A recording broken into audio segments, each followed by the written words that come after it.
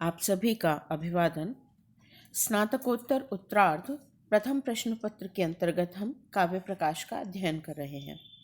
काव्य प्रकाश के चतुर्थ उल्लास का अध्ययन चल रहा है, जहाँ रस सूत्र की विभिन्न आचार्यों द्वारा की गई व्याख्या का हम अध्ययन कर रहे हैं। विभाव अनुभाव व्यभिचारी संयोगाद रस निष्पत्ति, ये आचार्य भरत का रस सूत्र है, जिसकी 4 महत्वपूर्ण व्याख्याएं प्रचलित हैं। पहली व्याख्या भट्ट लोल्लटकृत, उसका अध्ययन हम कर चुके हैं। दूसरी व्याख्या, जिसे हमने अनुमितिवाद कहा, वह श्री शंकुक की है, उसका अध्ययन भी हमने कर लिया। आज हम रस की भुक्ति रूप जो तीसरी व्याख्या है भट्टनायकृत, हम उसका अध्ययन करेंगे। यह तीसरी महत्वपूर्ण व्याख्या है और चौथी अभिनव गुप्त की है, जो प्रायः शेष काल में या संपूर्ण संस्कृत साहित्य समाज में समादृत रही, या उसी का जिसे हम कहें परिवर्तन और परिवर्धित रूप हमें आगे तक देखने को मिला। तो आज हम तीसरी जो व्याख्या है भट्टनायकृत, हम उसका अध्ययन करेंगे। देखिए किन शब्दों में आचार्य मंबट ने भट्टनायक के मत को अभिव्यक्त किया है। न ताटस्थ्येन न आत्मगतत्वेन रसः प्रतीयते नोत्पद्यते नाभिव्यज्यते। न ताटस्थ्येन, न तो तटस्थगत, न तो तटस्थ के संबंध से, न आत्मगतत्वेन, और न ही आत्मगत रूप से रसः प्रतीयते, रस की प्रतीति होती है, न उत्पद्यते, न उत्पत्ति होती है, न अभिव्यज्यते, और न ही अभिव्यक्ति होती है। अपितु काव्ये नाट्ये च अभिधातो द्वितीयेन, अपितु काव्य और नाट्य में अभिधातो, अभिधा से द्वितीयेन, द्वितीय अर्थात भिन्न, अभिधा शब्द व्यापार से भिन्न, विभावादि साधारणीकरणात्मना, विभाव आदि के साधारणीकरण करने वाले स्वरूप वाले, विभावादि का साधारणीकरण करने वाले भावकत्व व्यापारेण, भावकत्व नामक व्यापार के द्वारा भाव्यमान साधारणीकृत स्थायी भाव, सत्वोद्रेक, सत्व के उद्रेक से, सत्व के उद्बुद्ध होने से, प्रकाशानंदमय, प्रकाशमय और आनंदमय, संविद विश्रांति सतत्वेन, संविद जो कुछ भी जानने योग्य है, अन्य उस सभी के विश्रांति रूप स्वरूप वाले, या हम कहें केवल अनुभूति मात्र स्वरूप वाले, भोगेन भोग से, भुज्यते भोगा जाता है, अनुभव किया जाता है, इति भट्टनायक, ऐसा भट्टनायक का मत है। एक बार पुनः देखिए। न ताटस्थ्येन, न तटस्थ के भाव से, न तो तटस्थ के संबंध से। यहाँ तटस्थ किसे कहा गया है? जो अनुकार्य राम है और अनुकर्ता नट है, उन दोनों को यहाँ तटस्थ कहा गया है अथवा उदासीन कहा गया है। तो न तो ताटस्थ्येन, न तो तटस्थ के संबंध से, अर्थात न तो नायक अनुकार्य आदि, और न ही नट अनुकर्ता आदि के संबंध से, और न आत्मगतत्वेन, और न ही आत्मगत रूप से। भोग कौन कर रहा है? जो व्यक्ति भोग कर रहा है, अर्थात सामाजिक। तो वह सामाजिक न तो नट आदि के संबंध से और न ही स्वयं के संबंध से, अर्थात सामाजिक के संबंध से भी रसः प्रतीयते, न तो रस की प्रतीति होती है, तटस्थगत संबंध से और आत्मगत संबंध से, दोनों से ही न तो रस की प्रतीति होती है, न उत्पद्यते, न उत्पत्ति होती है, न अभिव्यज्यते, और न ही अभिव्यक्ति होती है। अपितु काव्ये नाट्ये, काव्य और नाट्य में च अभिधातो द्वितीयेन, अभिधा से भिन्न, विभावादि साधारणीकरणात्मना, विभावादि का साधारणीकरण करने वाले, भावकत्व व्यापारेण, भावकत्व व्यापार से, भाव्यमान साधारणीकृत स्थायी आदि भाव, सत्वोद्रेक प्रकाशानंदमय, सत्व के उद्रेक से युक्त प्रकाश और आनंदमय संविद विश्रांति सतत्वेन अनुभूति मात्र स्वरूप वाले भोगेन भोग के द्वारा भुज्यते भोगा जाता है, भोग किया जाता है, ऐसा भट्टनायक का मत है। अब यहाँ एक एक जो शब्द है या एक एक जो भाव है आचार्य भट्टनायक का, उसको हम विश्लेषण के माध्यम से समझते हैं। सबसे पहले यह जानिए कि भट्टनायक के मंतव्य से संबंधित ग्रंथ भी हमें उपलब्ध नहीं है। जो उनका मत है वह केवल अभिनवगुप्त के माध्यम से हमें उपलब्ध होता है। अभिनवगुप्त पादाचार्य ने लोचन टीका में नाट्यशास्त्र की टीका पर उन्होंने जो व्याख्या लिखी है, वृत्ति लिखी है, उसके माध्यम से हमें भट्टनायक का यह मत प्राप्त होता है। और अभिनवगुप्त के शब्दों को ही आचार्य मम्मट के द्वारा अपने शब्दों में अभिव्यक्त किया गया है। तो मूलतः उनके ग्रंथ का भी विस्तार से जो विश्लेषण उन्होंने अपने ग्रंथ में किया होगा वह हमें उपलब्ध नहीं है, केवल संकेत मात्र ही हमें प्राप्त होता है। दूसरी बात, यह मत सांख्य दर्शन पर आधारित है। सांख्य दर्शन आपने स्नातकोत्तर पूर्वार्ध में दर्शन के प्रश्न पत्र में पढ़ा है, सांख्यकारी का। आप स्मरण कीजिए, सांख्य दर्शन का जो मूल बिंदु है वह प्रकृति और पुरुष की परिकल्पना है, जहाँ जो प्रकृति है वह पुरुष को बांधती है और पुरुष प्रकृति का भोग करता है। और जब वह अपने मूल स्वरूप को जान जाता है तो जो प्रकृति है उसके बंधन से मुक्त हो जाता है। तो वहाँ वस्तुतः पुरुष द्वारा प्रकृति के भोग की जो परिकल्पना है वह मूल है। तो यहाँ पर भी क्योंकि ये सांख्य मतावलंबी थे, इसलिए इन्होंने इस भुक्तिवाद की या रस के भोग की परिकल्पना दी है। तो यह सांख्य दर्शन पर आधारित मत है। अब आचार्य भरत के रस सूत्र में जो संयोगाद पद है, उस पद का अर्थ भट्टनायक ने किया है भोज्य भोजक संबंधात, अर्थात जो रस है वह तो भोग्य है और जो साधारणीकृत रत्यादि हैं वे उसके भोजक हैं। ऐसा संबंध रस और स्थायी आदि भावों के मध्य होता है। तो संयोगात का तात्पर्य हुआ भोग्य भोजक संबंधात, और निष्पत्ति पद का अर्थ हुआ भुक्ति।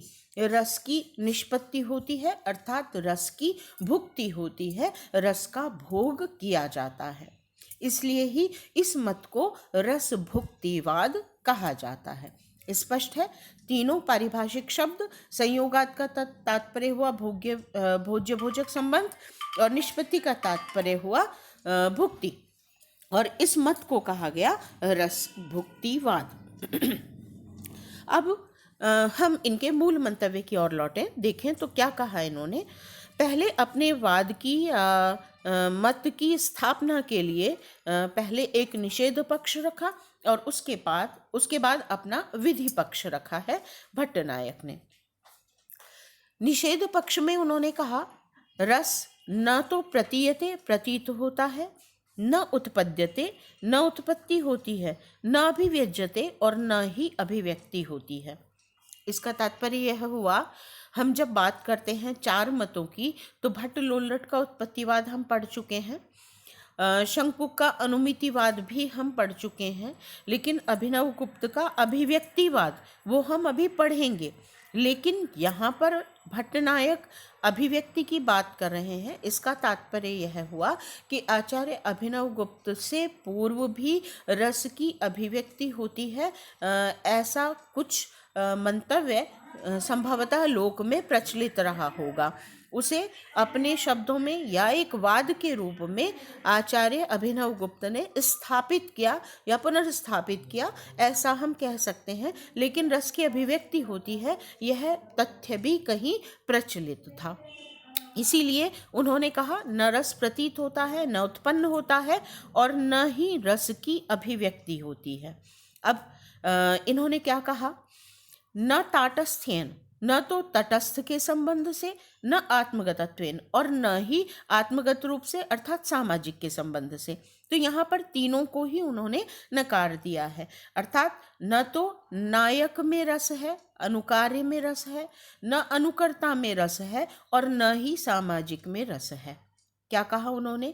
रस का संबंध मूलतः क्योंकि सामाजिक उसका अनुभव करता है, इसलिए प्रारंभिक रूप से अगर हम देखें तो रस का संबंध सामाजिक से है, अर्थात सामान्य रूप से रस का संबंध सामाजिक से है, अनुकार्य और अनुकर्ता से नहीं है। इसलिए उन्होंने कहा अनुकार्य रामादि तथा अनुकर्ता नट, ये दोनों ही तटस्थ या उदासीन रहेंगे। किसकी अपेक्षा से? रस की भुक्ति की अपेक्षा से। जो अनुकार्य राम आदि हैं और जो नट है अनुकर्ता, दोनों को ही तटस्थ और उदासीन कहा जाएगा। क्यों कहा जाएगा? क्योंकि अनुकार्य उपस्थित नहीं है तो वह उस रस का भोग करने वाला या उस विभावादि को अभिव्यक्त करने वाला नहीं है, और न ही वह नट के मूल भाव है, इसलिए नट भी वहाँ पर तटस्थ ही होगा, उदासीन ही होगा। तो न तो अनुकार्य में रस की प्रतीति है, न ही अनुमिति है, क्योंकि वे रसानुभूति के काल में प्रत्यक्ष ही नहीं है। ऊपर वाली पंक्ति में हमने कहा कि राम आदि और नट आदि दोनों ही तटस्थ और उदासीन हैं। अब हम आते हैं इस बात पर कि क्या अनुकार्य में रस की प्रतीति या अनुमिति हो सकती है? तो कहते हैं कि अनुकार्य में रस की प्रतीति संभव ही नहीं है और न ही अनुमिति संभव है, क्योंकि वे दोनों ही क्योंकि वे अनुकार्य जो हैं वे रसानुभूति के काल में प्रत्यक्ष नहीं है। जो भाव प्रत्यक्ष है प्रतीति उसी की होगी, या हमने जिसे पूर्व में जाना है अनुमिति हम उसी की कर सकते हैं, जिसे हम पहले से जानते हैं उसी की अनुमिति कर सकते हैं। तो वस्तुतः जो अनुकार्य के मूल भाव हैं विभावादि या रत्यादि स्थायी भाव, उनकी न तो वर्तमान में प्रतीति संभव है और न ही अनुमिति संभव है, क्योंकि वे रसानुभूति के काल में प्रत्यक्ष नहीं है। इसलिए अनुकार्य में तो रस की अवधारणा का प्रसंग ही नहीं है। फिर अनुकर्ता नट भी तटस्थ है। उसने जो विभावादि प्रदर्शित किए हैं वे सब कल्पित हैं, और जो कल्पित विभावादि हैं उनमें उनका भी भोग नहीं किया जा सकता, क्योंकि वे भी प्रत्यक्ष नहीं है और रस की अनुभूति प्रत्यक्ष होती है। इसलिए अनुकर्ता नट के जो विभावादि हैं वे कल्पित हैं, अभिनय द्वारा कृत हैं, इसलिए उनका भी भोग प्रतीति या अनुमिति संभव नहीं है। ठीक है, यह हमने कहा न प्रतीयते, प्रतीत नहीं होता। इस पंक्ति को हमने अभिव्यक्त किया, और साथ ही ताटस्थ्येन पद को, ताटस्थ्येन न प्रतीयते, इस पद को हमने यहाँ स्पष्ट किया इन दो बिंदुओं के द्वारा कि जो नट और अनुकार्य और अनुकर्ता दोनों ही तटस्थ हैं, उदासीन हैं। क्यों तटस्थ हैं? क्योंकि अनुकार्य तो अनुपस्थित है और अनुकर्ता के विभाव आदि कल्पित हैं। ठीक है, इसलिए कहा न प्रतीयते, उनके भाव प्रतीत नहीं हो सकते। क्यों नहीं हो सकते? क्योंकि वे यथार्थ नहीं है, सत्य नहीं है, या वर्तमान में उपलब्ध नहीं है। अब कहते हैं रस की अनुमिति भी नहीं होती। यह आचार्य शंकुक के मत का खंडन है।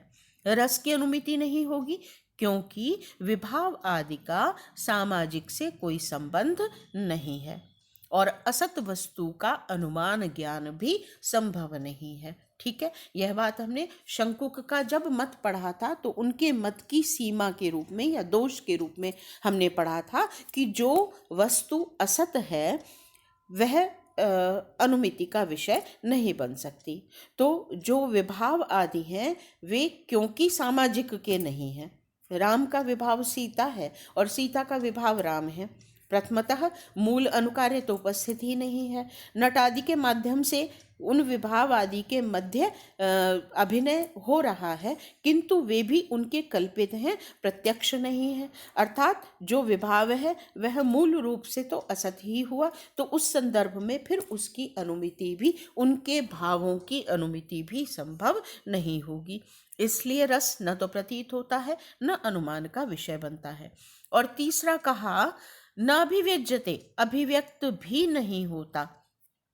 क्योंकि भट्ट नायक के मतानुसार रस की न तो उत्पत्ति होती है, न ही अनुमिति और न ही अभिव्यक्ति। अभिव्यज्यते न, इसके लिए मूलतः क्या कहा जाता है कि वस्तुतः अभिव्यक्ति होती है उस वस्तु की जो पूर्व में विद्यमान हो। यदि रस पूर्व में विद्यमान होगा तो अभिव्यक्त होगा, लेकिन अनुभव जन्य ज्ञान यह है कि वस्तुतः रस की पूर्व में कोई सत्ता नहीं होती। जब विभाव अनुभाव व्यभिचारी आदि का अनुकूल समायोजन होता है तो रस अनुभव का विषय बनता है। उससे पूर्व और उस समायोजन के समाप्त हो जाने के पश्चात रस की अनुभूति नहीं रहती है। तो अभिव्यक्ति सदैव पूर्व में उपस्थित वस्तु की होगी। जो उपस्थित ही नहीं है उसकी अभिव्यक्ति भी संभव नहीं है। इसलिए रस न तो प्रतीत होता है, न उत्पन्न होता है, और न अभिव्यज्यते, न ही अभिव्यक्त होता है। यह तो हुआ निषेध पक्ष। अब क्या कहते हैं? इसका विधि पक्ष, अपने वाद की स्थापना। क्या कहा उन्होंने? उनके अनुसार रस की भुक्ति होती है और उसके लिए कहा काव्य नाट्य अभिधातो द्वितीयन। काव्य और नाट्य आदि में अभिधा से भिन्न एक भोजकत्व व्यापार होता है। यह अभिधा शक्ति से भिन्न है और आचार्य भट्टनायक के अनुसार, और उन्होंने माना कि यह भोजकत्व व्यापार है। अब इस भोजकत्व व्यापार का मूल कार्य क्या है? इससे जो लोक के कारण कार्य सहकारी हैं उनका साधारणीकरण हो जाता है। अब साधारणीकरण की प्रक्रिया को समझिए। यह साधारणीकरण होता है विशेष से सामान्य में परिवर्तित हो जाना। जैसे जो प्रेक्षक है वह रंगमंच पर अभिनय देख रहा है, राम और सीता का रूप धारण किए हुए नट को देख रहा है। तो जब वह देख रहा है उस प्रक्रिया में प्रथमतः वह उन्हें राम और सीता के रूप में ही जानता है, या शकुंतला और दुष्यंत के रूप में जानता है, या जो भी मूल अनुकार्य पात्र हैं उनके रूप में जानता है।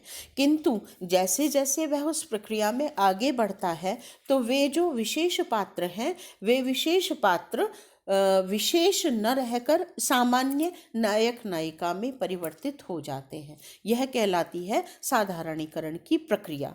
तो भोजकत्व नामक जो विशेष व्यापार है यह कहाँ रहेगा? लोक में नहीं रहता है, अभिधा आदि शब्द शक्ति में भी नहीं रहता है। यह कहाँ रहता है? यह काव्य और नाट्य में। जब कारण कार्य सहकारी को विभाव अनुभाव व्यभिचारी में परिवर्तित होने रूप प्रक्रिया हम देखते हैं, यह वस्तुतः उसी से संबंधित है कि काव्य और नाट्य में अभिधा से भिन्न एक भोजकत्व नामक व्यापार होता है। जब वह प्रवर्तित होता है अर्थात शब्दों के माध्यम से, तो वे विशेष नायक नायिका सामान्य में परिवर्तित हो जाते हैं अर्थात साधारणीकृत हो जाते हैं। तब साधारणीकरण से वे व्यक्ति विशेष न रहकर सामान्य रूप हो जाते हैं। इसके साथ ही जो स्थायी भाव है उसका भी साधारणीकरण हो जाता है, और स्थायी भाव सामाजिक से संबंधित हुआ तो सामाजिक का जो स्थायी भाव है वह भी सामान्य बन जाता है। वह उसका अपना स्थायी भाव न रहकर एक सामान्य स्थायी भाव में परिवर्तित हो जाता है। अर्थात जो अनुकर्ता है वह और सामाजिक दोनों ही सामान्य हो गए, और जो मूल अनुकार्य पात्र है वह भी सामान्य हो गया। तो सब कुछ विशेष परिभाषा को छोड़कर एक सामान्य के रूप में परिवर्तित हो जाते हैं। विशेष पात्र सामान्य बन गए और सामाजिक के स्वयं के भाव भी सामान्य बन गए अर्थात साधारणीकृत हो गए।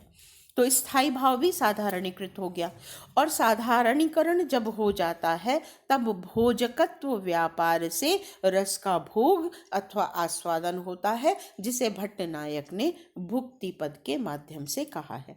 तो यह हुई रस की प्रक्रिया।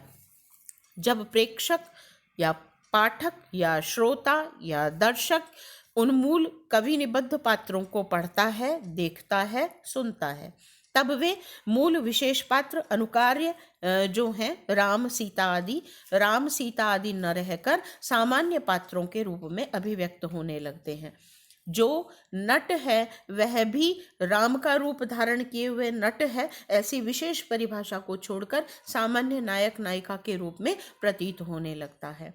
तब उनके विभाव और अनुभाव, उनके अनुभाव और व्यभिचारी आदि भाव भी साधारणीकृत हो जाते हैं, और तभी जो सामाजिक है उसका अपना स्थायी भाव भी साधारणीकृत हो जाता है। तो सब कुछ विशेष परिभाषा को त्याग कर सामान्य में परिवर्तित हो जाता है, और तब अभिधा से भिन्न भोजकत्व व्यापार के द्वारा रस का आस्वादन होने लगता है, रस का भोग होने लगता है। ऐसा आचार्य भट्ट नायक का मत है, इसीलिए इसे भुक्तिवाद कहा गया है।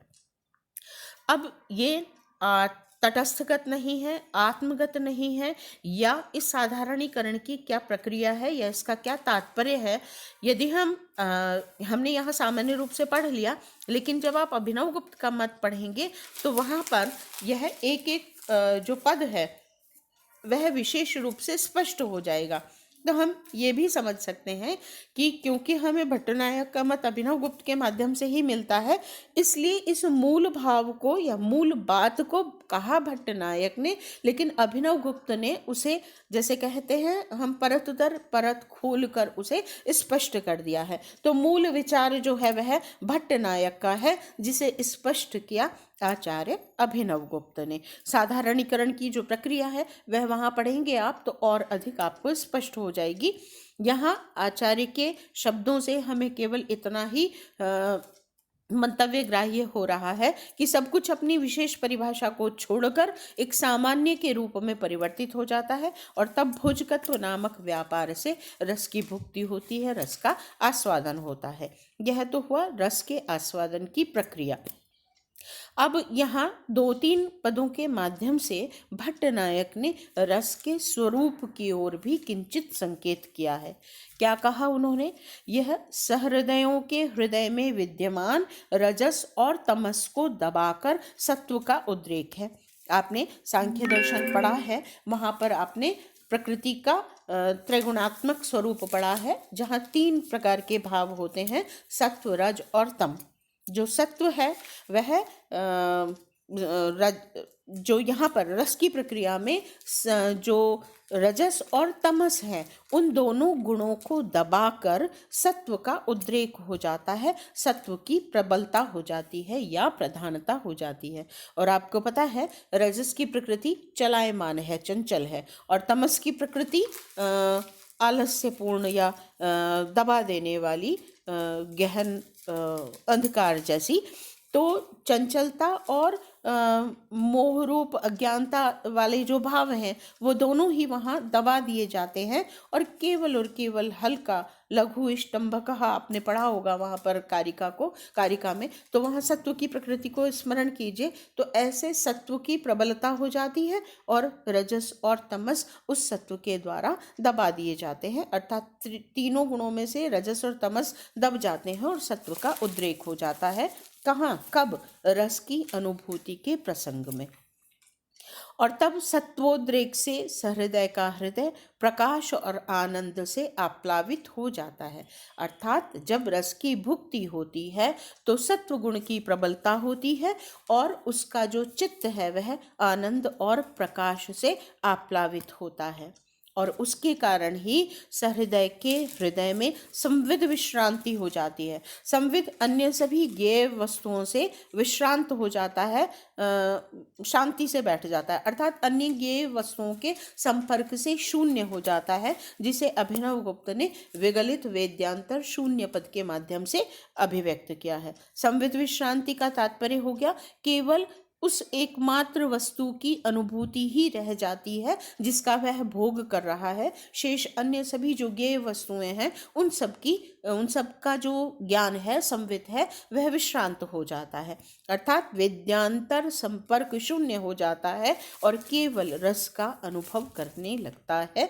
यह रस का स्वरूप आचार्य भट्टनायक ने कहा, और फिर यही अभिव्यक्त करता है रस की विलक्षणता को, जिसे ब्रह्मानंद सहोदर भी कहा जाता है, अर्थात जिसे अभिनवगुप्त ने ब्रह्मानंद सहोदर कहा है। जैसे ब्रह्म के आनंद में अन्य सभी ज्ञेय वस्तुओं का संपर्क समाप्त हो जाता है, वैसा ही लगभग भाव सहोदर कहा है, ब्रह्मानंद नहीं कहा है। तो ब्रह्मानंद के समतुल्य ही रस की अनुभूति होती है। जैसे ब्रह्मानंद की अनुभूति में सत्व उद्रिक्त होता है, प्रकाश रूप चित्त रहता है, आनंदमय अभिव्यक्ति रहती है, अन्य सभी ज्ञेय वस्तुओं का संपर्क समाप्त हो जाता है। ऐसी ही प्रक्रिया रस की अनुभूति के प्रसंग में भी होती है। इसलिए वह ब्रह्मानंद सहोदर है और रस का यह स्वरूप आचार्य भट्टनायक की ही मूल देन है। तो हम ये कह सकते हैं कि रस के स्वरूप को संकेतित करने में आचार्य भट्टनायक ने अपना अनुपम योगदान दिया है। अब हम यदि आचार्य भट्टनायक के मत को 2 पदों में या 2 शब्दों में इसकी विशेषता का यदि हम कथन करें तो सबसे महत्वपूर्ण योगदान आचार्य भट्टनायक का है साधारणीकरण की प्रक्रिया। साधारणीकरण विशेष की परिभाषा को त्याग कर विभाव, अनुभाव, व्यभिचारी इन तीनों का सामान्य हो जाना और साथ ही सामाजिक के स्थायी भाव का भी सामान्य हो जाना। अर्थात रस की संपूर्ण प्रक्रिया में स्थायी भाव, विभाव, अनुभाव और व्यभिचारी इन चारों का सामान्यीकरण हो जाना या साधारणीकरण हो जाना, यह आचार्य भट्टनायक की महत्वपूर्ण देन है, साधारणीकरण की प्रक्रिया। और दूसरी महत्वपूर्ण उनकी देन है रस के स्वरूप का आख्यान, जिसे विस्तार से अभिनवगुप्त ने अपने अभिव्यक्तिवाद में अभिव्यक्त किया है। जो मूल पद है सत्वोद्रेक, प्रकाशानंदमय और संविद विश्रांति, ये रस के उस अलौकिक स्वरूप को अभिव्यक्त करते हैं जिसकी बाद में रस संप्रदाय के रूप में स्थापना हुई। सत्व का उद्रेक, प्रकाश और आनंदमय अवस्था और विगलित वेद्यांतर शून्यता, ये 3 रस के स्वरूप को अभिव्यक्त करने वाले महत्वपूर्ण पद हैं जो भट्टनायक से सीधे सीधे प्राप्त होते हैं। अब इस मत की सीमा यदि हम पढ़ें, दोष कहें या हम कहें इस मत की सीमा है तो क्या है? पहली कि सामाजिक में रस की अस्वीकृति की है भट्टनायक ने, अर्थात उन्होंने सामाजिक में रस होता है इस तथ्य को स्थापित नहीं किया। यह सामाजिक स्वयं के स्थायी भाव का रस के रूप में भोग करता है, जो रस संप्रदाय की महत्वपूर्ण स्थापना है अभिनवगुप्त के माध्यम से की गई कि रस न तो अनुकार्य में रहता है, न अनुकर्ता में रहता है, अपितु सामाजिक में रहता है। यह जो बात है, इस तथ्य की स्थापना आचार्य भट्टनायक के द्वारा नहीं की गई। उन्होंने कहा रस का सामाजिक से संबंध तो है, सामाजिक स्थायी भाव के रूप में रस को का भोग करता है, यह बात तो कही, लेकिन इससे जिसे कहें हम स्थापना के रूप में उन्होंने अभिव्यक्त नहीं किया। तो रस की स्थिति कहाँ है, यह भट्टनायक के मत में उपलब्ध नहीं होती। दूसरा, उन्होंने भोजकत्व व्यापार की एक अतिरिक्त कल्पना की। उन्होंने कहा अभिधा आदि शब्द शक्तियों से भिन्न एक भोजकत्व व्यापार होता है, और वह कहाँ होता है? काव्य और नाट्य में ही, अर्थात कवि निबद्ध पात्रों में, कवि निबद्ध शब्दों में वह भोजकत्व व्यापार होता है जो साधारणीकृत करता है समस्त भावों को। वस्तुतः यह भोजकत्व व्यापार व्यंजना का ही अपर नाम कहा जा सकता है। व्यंजना शब्द शक्ति के माध्यम से, ध्वनि के माध्यम से रस की अभिव्यक्ति का प्रसंग अभिनवगुप्त ने स्पष्ट किया है। तो जो कार्य उपलब्ध शब्द शक्तियों के माध्यम से ही संभव था, उसके लिए एक अतिरिक्त भोजकत्व व्यापार की कल्पना आचार्य भट्टनायक के द्वारा की गई, और वह बहुत से आचार्यों के द्वारा परवर्ती काल में स्वीकृत नहीं की गई। तो इसकी स्वीकृति के प्रसंग में हम इस मत की सीमा को कह सकते हैं कि अतिरिक्त शब्द शक्ति को मानने से बहुत से आचार्यों ने क्या कहते हैं, अस्वीकृति दिखाई, इसलिए यह बहुत अधिक प्रचलितवाद नहीं हुआ। लेकिन फिर भी रस का आस्वादन होता है, भोग होता है, भुक्ति होती है, यह भी आचार्य भट्टनायक की महत्वपूर्ण देन है। रस का स्वरूप भट्टनायक के द्वारा ही प्रदान किया गया, उसकी अलौकिकता की ओर संकेत भी आचार्य भट्टनायक ने ही प्रथमतः किया। और साथ ही जो साधारणीकरण की प्रक्रिया है, जो रस सिद्धांत में सबसे महत्वपूर्ण प्रक्रिया है, उसका उल्लेख भी आचार्य भट्टनायक के द्वारा ही किया गया।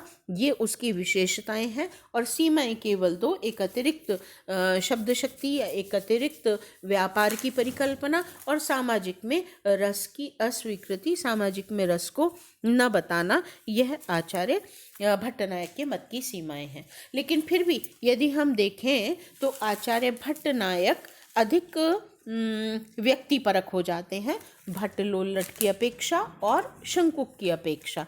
यद्यपि वे आचार्य अभिनवगुप्त की अपेक्षा अधिक वस्तुपरक रहते हैं, लेकिन पूर्ववर्ती दो आचार्यों की अपेक्षा अधिक व्यक्तिपरक हो जाते हैं। व्यक्तिपरक का तात्पर्य अनुभूति को केवल स्व से जोड़ देना वाली जो तथ्य है उससे अधिक निकट होते हैं, व्यक्ति के अधिक निकट होते हैं।